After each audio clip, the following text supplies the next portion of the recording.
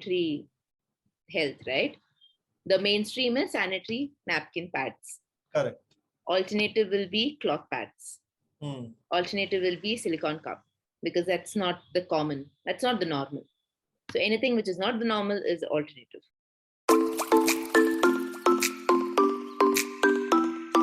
Hi, all. Very good evening, and hope you're doing great today. Uh, I I believe you have watched my previous videos and getting inspired and getting motivated to be part of development sector. If you are not, and even if you are part of development sector, how can these stories evolve you as an individual? Do share your comments and feedback to our YouTube page, our Insta page, wherever you feel comfortable. Uh, that's it about this particular aspect. Moving to our intention of this channel, the intention of this channel is to bring out stories, struggles, experiences from people part of development sector, as volunteer, as full-time employees, as intern, as CSR leads, many other aspects. This particular series, Milo Alsi Hindustan Se, is focusing on people working in development sector, and I'll be having conversation with many such friends of mine. Uh, Today, I have a pleasure to invite such individual whom I have met 3 years back. She is from Bangalore, and she has been part of multiple logs and multiple networks towards development sector. Uh, she is right now part of organization which works on systemic change for farmers and its benefit. Uh, she comes from an org called National Coalition of Natural Farming, and also her interest area is farming and environment sustainability. So please help me invite our guest for today, Riya. Hi, how are you? I'm good. Hi. Thank you for inviting me. So good to see you. Uh, how are things? How has pandemic been for you? Pandemic's been interesting. Well, when I was put into the pandemic, right, I had just completed not completed, I just stopped the yatra, the Padyatra that I'd been for, and then I came immediately after that home, and it's lockdown. So, Okay. like in the Padyatra for like 6-8 months, I was walking every day. Every day is different, a new place, packing, unpacking, new food, new environment, and suddenly stop. Next day, lockdown. So it's it was a very different context for me. So I think it's been a very reflective time at personal and at a career space as well. Nice. So before moving into the yatra you're talking about, we would like to know about your childhood, about your schooling, your education, what was all about, and how did that pan out? My schooling, okay. I'm from a defense background. My father was in the Air Force. So we roamed across the country. I mostly studied in Kendra Vidyalayas. And yeah, I had friends from all across the country. Like every 2 years, I kept changing my school and Nice. city as well. Hmm. And then I came to Bangalore. I've been here since 8th standard or so. So same school, but yeah, that's how schooling was. So it was Okay. fun. And what about college? College, I studied in MS Ramaya Institute of Technology. I did my civil engineering in Bangalore itself. And then I did a 10 months course with Bhumi College after a few years of experience. And I worked there on sustainable living science and management. I did the course there. Hmm. So civil engineer turn development sector. How did that happen? Well, so I got campus placed into a core company, and we are real estate consultants, and I was placed to LinkedIn. So I was responsible for building LinkedIn's office spaces. So like 2 years fully, I was in LinkedIn space itself, and over there we were quite involved in green building and USGBC lead certifications and so on and so forth. And I was involved in that because I was always interested in environment and green buildings and sustainable architecture and all. So yeah, my experience with LinkedIn in those 2 years exposed me to a lot of things in the green building sector, and I could see monopoly happening at many points. So I wanted to study deep, a little bit more on sustainability. Wanted to go in deeper. So I thought of studying further on sustainability, and I was just Google searching on about for sustainability courses and everything, and I came across Bhumi's course. It was 10 months course, so I don't know, for some reason I just went for it, which I don't know why. But yeah, during that course I kind of reconnected with that self of mine, that sixth standard child who writes in my ambition mein, we write the essay, right? So I reconnected with that self of mine who wanted to be a journalist or a lawyer at some point in time. And I got I got to work with intern with the Bhumi team as well on different aspects. So and yeah, uske baad fir I reconnected with that self na, of doing something for the society, and instead of working for the rich, making the rich richer. So I didn't want to do that. Oh. It was a question. So then I went and that's how I shifted my career, or I chose this path. Okay. Before moving into conversation, one thing I would like to point it out is here we are talking about two different Bhumi, right? This is a confusion me and Riya always have, that when we introduce, okay, Riya from Bhumi and Akshay from Bhumi. Riya is from BHOOMI and Akshay is from BHUMI. So to all the people out there, there are two different organizations. Bhumi College is the organization Riya is referring over. They have been doing good work. We'll discuss their work as well. But Riya, how did defense background or Air Force background shape you as an individual? I think the defense background brings in a lot of patriotism. I don't know. I sense a lot of patriotism, and that sense of service is quite loud. Service they country को protect करके service, या फिर or something else. So that comes in, that love for the country comes in.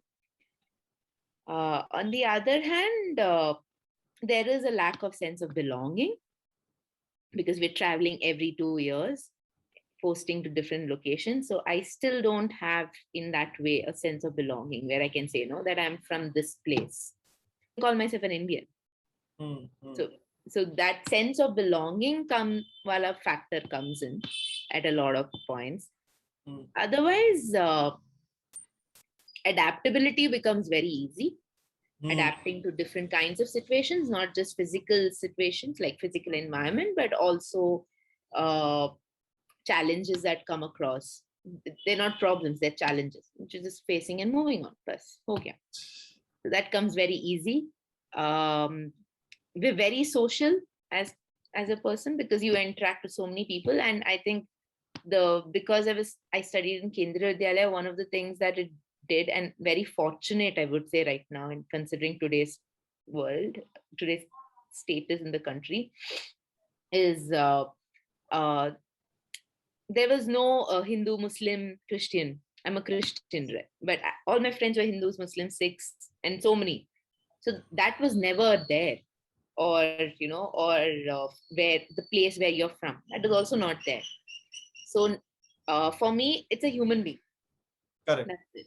So, and defense, if you say defense hai, to extra pyar badta hai, but tabhi it's a human being. So wo wahan pe it rests there and that. So I don't know a lot of things that people talk about, hence, to be honest.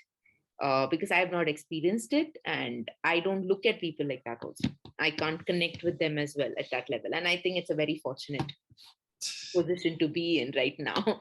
So, wo hai. But yeah, like with me, I think socially wise, social friendships wise, I make a lot of friends, but probably because of shifting every 2 years, I think mine, that it's quite internalized that people come, people go, and here and now make essay live the best life in the here and now. So that is quite internalized. So there are pros and cons for it. Like there's less detachment. That's a pro and con as well. so, so that's one. Then other is, of course, I can live in the present and enjoy the present moment as well. But at the same time, there are those friends, Desiki Akshay, whom I've not interacted in so many months. So that comes in. So I don't know that. I don't understand it. I don't know how it works. So yeah. So relationship, when you're making relationships, it can get tricky. Depends on the person. Yeah. So if I have to say that at a defense background, acceptance of diversity is quite easy, or it's the first tick you hit from the birth, right? That like as you said, right, diverse people, diverse location, and you just accept and adapt to move on with it. And that is the norm. There is nothing else. That is the normal. Yeah, okay, yeah, that's the normal over there. Yes. You have started your course in Bhumi College, right? And what is Bhumi College and what does Bhumi College do? Bhumi College is a college that gives people courses, 10 months course or 6 months course or smaller. Now they are doing small short-term course on sustainable living, basically, or holistic education. And they teach basically everything that comes under the umbrella of a sustainable community, is how I would define it. It's an alternative college where you have multi-age group. There is no syllabus, like strict syllabus set up. It's a very hands-on experience, basically. Like a lot of experiments happen and a lot of practically we learn.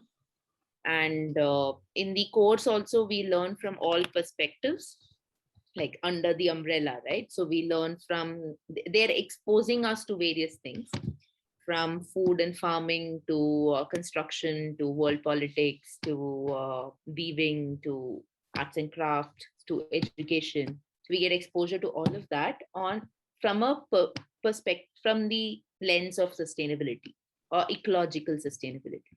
And beyond that, I think Bhumi College gives that community space, an open community space where we get to interact with various other individuals who are new to the space, who might be experienced, who might be very inspiring people from the industry, from our sector, who's been working on different subjects over the years with resource persons. So it's a community space as well. And beyond that, I think ultimately it's a space for the self to reconnect with one's own self, inner nature, and to also reconnect with our immediate land, our immediate nature around us. And I think holistically grow ourselves. In some ways, we can define it that way as well. Yeah, that's Bhumi College, if I have to define. So in our conversation, you also mentioned alternative, right? Alternative space, right? And in our podcast, this is happening for the first time that that this particular term has been bought out. Yeah. So for you, what is alternative space, right? And anything which is not mainstream. Like in the world today, we can generalize a lot of things. So anything which cannot be generalized is alternative, is how I would define it, right? Like, okay, for sanitary health, right? The mainstream is sanitary napkin pads. Correct. Alternative will be cloth pads. Alternative will be silicone cup, because that's not the common, that's not the normal. So anything which is not the normal is alternative, is how I would define it. The aim is that this not common becomes the generalized and the main thing. Or many of these non-commons exist. And alternative is not one thing, like how mainstream may generalize to one, homogenize it. No. Alternative, there's so many alternatives. Correct. so now it's Bhumi College, but I would like to take you a step back and share your experience when you announced this to your parents, right? What was their reaction like? My parents were like, okay, she's studying, so let her go. Wow. Anyway, she's studying. She's going to study something. So let her go. It's okay. By this time, right, you have prepared yourself that strong, that what may come, I'll struggle, but I will be part of this sector, or I'll be part of the change what you feel is good for the community or for the society. What was at this time building inside Riya, right? कि हाँ यार ये तो है, but I'm not able to convince my parents for what I'm doing. How would I convince the world about my work? Was there any double thoughts in your head, or you are very determined with what I'm doing is the right path? I was quite confident. My instinct. So I went ahead with my instinct, right? So that was very clear. And that's my truth. I cannot negate that. Now, whether somebody else understands that truth or not is a different thing. But I feel that truth. I am able to understand that truth very much. So I was very much into that space. So that there was never a question. There was never a question at that time. And back in my head, to be very honest, back in my head, I was very clear that I can go back if I want to the construction world. What was your journey after Bhumi College, right? What I remember, you were full time in Bhumi College, and then what was next? Yes, so I was working with Bhumi in their media team for about 1.5 years. Got involved in various things like organic farmers markets, a lot of advocacy. Advocacy and media communication kind of work. So it was like a training for me those 1.5 years in the entire space. Learned a lot of things, and yes, but during that phase, right, while I was working for in Bhumi, I was like, so I used to, so now that you're in this space, you get to interact with so many people. Okay, you're getting to meet so many people, and they're all doing some amazing, inspiring work. Okay, and when I meet all of them, I'm like, wow, this is so inspiring. And then I ask myself, I want to inspire, I want to feel inspired by myself as well. I want to feel, wow, I'm doing something inspiring. I want to feel that, which I'm not able to right now. For whatsoever reason, like not to do anything with the external world, but to do with me. So I was in that process of exploring what can I do which can inspire myself. So and while I was having those content in that process, this was very clear. So the world presents us like two sides. Either you work in a village in the grassroots, or you work at the system with the policymakers directly, right? But for me, neither extremes made sense to me. It's like, you need to be in the middle where you're working on the grassroots at the same time pushing the policies as well. Need to be grounded. So that was clear since then. So I wanted that balance. So I was in the lookout for something like that, but that doesn't come that easily. But luckily, next year in 2019, yeah, I came across Ekta Parishad, Jill went from Ekta Parishad telling about the Global Peace March, Jai Jagat, Global Peace March during the 2069 festival.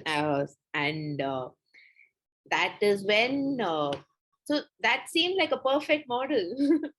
Like you're walking from the ground, you're taking the stories from the ground, and you're taking them to the governments, you're taking them to the United Nations. What more do you want? This is the perfect combination. So yeah, so that was my next thing that I did. I joined the Jai Jagat team, Ekta Parishad's Jai Jagat team, as one of the foot marchers. The foot march or the Padyatra was from Delhi to Geneva for 1 year long, and with 50 people. I was one of the 50 people, one of the 15 youths. And the foot march was for global peace and justice, taking the values of Mahatma Gandhi, Martin Luther King, Nelson Mandela, all of them, of non-violence, ahimsa, and satyagraha, and those values, compassion and kindness, those values, to how can we apply those values to bring peace and justice in the world, from environment aspect, like this climate justice aspect, from violence and conflict angle, from poverty elevation angle, and from inequalities, taking out inequalities angle. So yes, I joined the team as a walker. So that was my next tenure, next season. The training was happening, right, in multiple folds, right? Not just one single training, but it was happening in multiple folds. You're also talking about Gandhian values and and aspects what Gandhiji holds high regards, right? And what are the values which Riya holds to herself from Gandhiji? It should be a little too much to tell. I will be a hypocrite if I say that. If I say that I have so many values and everything. But maybe I would not say you hold them, but you're working yourself towards working those towards it. Yeah. That kids, I think non-violence in some ways, in approaching people and approaching relationships, interacting with people, in the kind of path that we take. Like, we have a project to do, there are various ways of doing it. We're taking a non-violent way. And when I say non-violent, I mean a collaborative, decentralized, inclusive, that kind of a path. So that has been one of the strong values.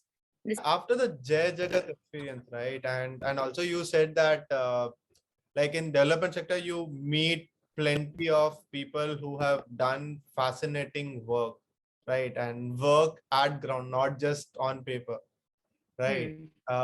So if you have to pick any role model for you, who would that be?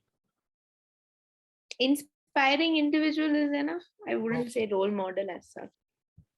I think Rajaji is one inspiring personality. The way he's worked through, that's very inspiring.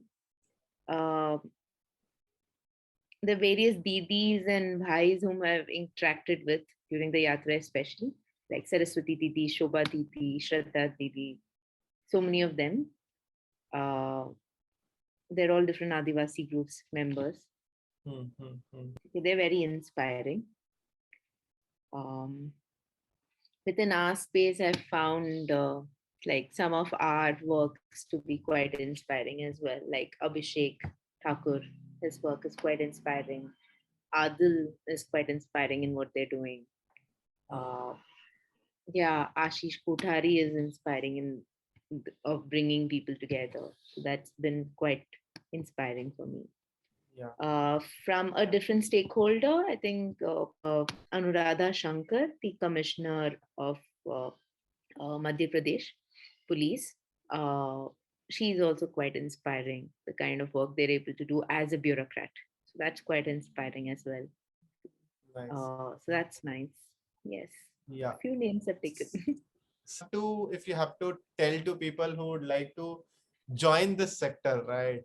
Join the development sector, what would you tell them? Enter with an open slate. They should keep all that arrogance and that conditioning and that chord and attitude कहीं डब्बे में बांध के फेंक दो. Keep that aside and enter with a very humble note, rather with a note to learn and grow. And I think even after 10 years I will end up saying the same thing. It's a constant learning and growing phase. They should enter with the intention of forming good relationships with people, good friendships, that even if you don't talk for 1 year, that Akshay remembers. They should enter with such an intent. And at the core, they should be true to themselves. Within themselves, they should be true. It's not everyone's cup of tea. It may not be everyone's cup of tea, rather. For various reasons, we don't know. Contextual, situation, बहुत सारे reasons हो सकते हैं. uh, but it's important to be true to us, our own inner intent and self, and just believe that intent very strongly. I remember Abhishek Thakur told me this during the yatra when I was facing some challenging times. He was like, no matter what you do, what you say, and everything, but if you are saying from that true intent, wala space, people will see through that and they will agree. They'll be like, no matter what, Riya does true. उसको बहुत सही लगता है इसीलिए वो conviction is that conviction with truth, right? Correct. So that comes out very clearly.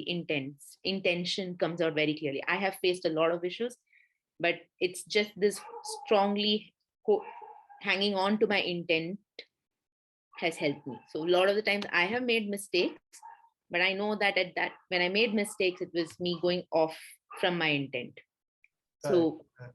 being constant in touch with that is very important, because otherwise this journey could get a little difficult considering the present world scenario. What organization you're right now part with, and what is this organization doing?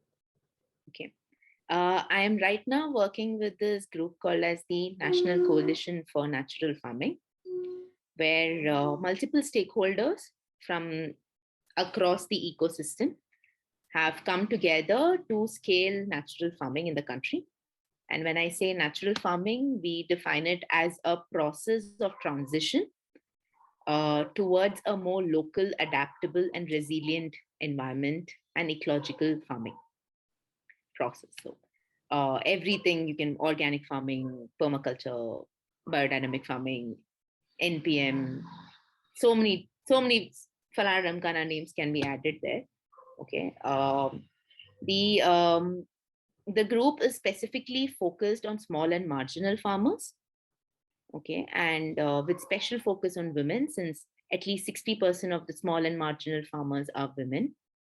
There is specific focus on pushing the women to leadership roles as well. Hence, the idea is to work with the state governments, the central governments, the business groups, and at the same time work with them to push the agenda of more natural farming, agriculture, sustainable agriculture oriented methodologies and processes.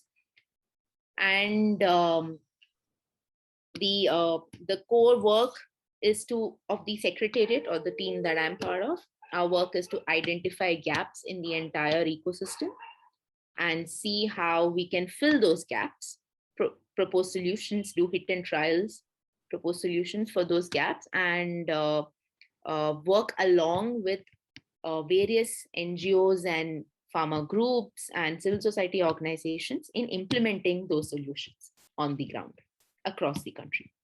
This while working with the government on the other side, and advocacy on both fronts with the policies and the ground pushing.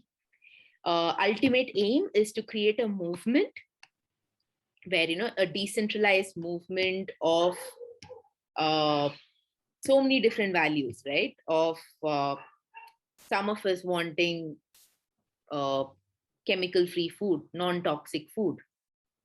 Even my local samosa wala should be able to give me local food, which means it has to be cheap and viable. At the same time, the farmer must be well paid, and a dignity of life has to be there for the farmer, and the profession has to move on. That profession must be recognized as well. At the same time, reduce drudgery, right? A time when drudgery is taken care by the technology and innovations that are happening, right? Like day-to-day simple drudgery is taken care. At the same time, there's diversity in the ways of practices, the ways of the food that we eat, diversity across the country, to embrace that diversity.